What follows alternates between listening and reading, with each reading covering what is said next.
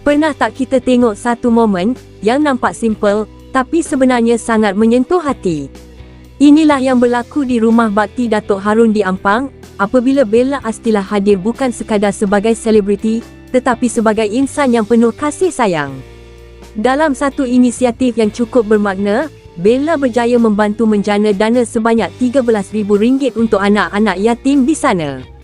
Dana ini dikumpul menerusi kolaborasi bersama Anchor Butter melalui jualan eksklusif kotak kuih raya Anchor X Bella Astilah di TikTok. Apa yang lebih mengejutkan, semua produk tersebut habis terjual dalam masa kurang daripada 5 minit sahaja. Ya, 5 minit. Satu angka yang bukan sekadar menunjukkan populariti, tetapi juga kepercayaan dan sokongan orang ramai terhadap usaha murni ini. Sebagai seorang ibu kepada dua cahaya mata, Aiden dan Ara, Bella jelas menunjukkan sisi keibuan yang sangat kuat. Dia bukan sekadar datang melawat, tetapi benar-benar meluangkan masa, beramah mesra dan menceriakan anak-anak yatim di sana. Senyuman mereka, gelak tawa mereka, jelas menunjukkan betapa kehadiran Bella membawa kebahagiaan yang sukar digambarkan. Bella sendiri menyatakan bahawa setiap pembelian yang menyumbang terus kepada rumah kebajikan itu menjadikan keseluruhan inisiatif ini lebih bermakna buat dirinya.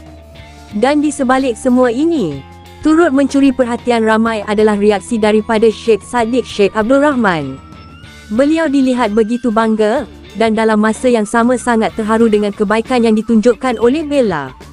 Dari riak wajahnya, jelas terpancar rasa hormat, kagum dan mungkin juga sesuatu yang lebih dalam daripada itu. Hubungan mereka yang sering menjadi perhatian ramai ini, sekali lagi membuatkan peminat, terutamanya yang menggelarkan diri mereka sebagai base, tidak dapat menyembunyikan keterujaan. Ramai yang mula berharap agar hubungan ini bukan sekadar kebetulan atau sekadar kerjasama, tetapi benar-benar menuju ke satu fasa yang lebih serius, ke arah jenjang pelamin. Apapun, satu perkara yang pasti, kebaikan dan keikhlasan itu tidak pernah menipu. Dan apa yang ditunjukkan oleh Bella, bukan sahaja menyentuh hati anak-anak yatim di rumah bakti, tetapi juga menyentuh hati seluruh rakyat Malaysia yang menyaksikan momen ini.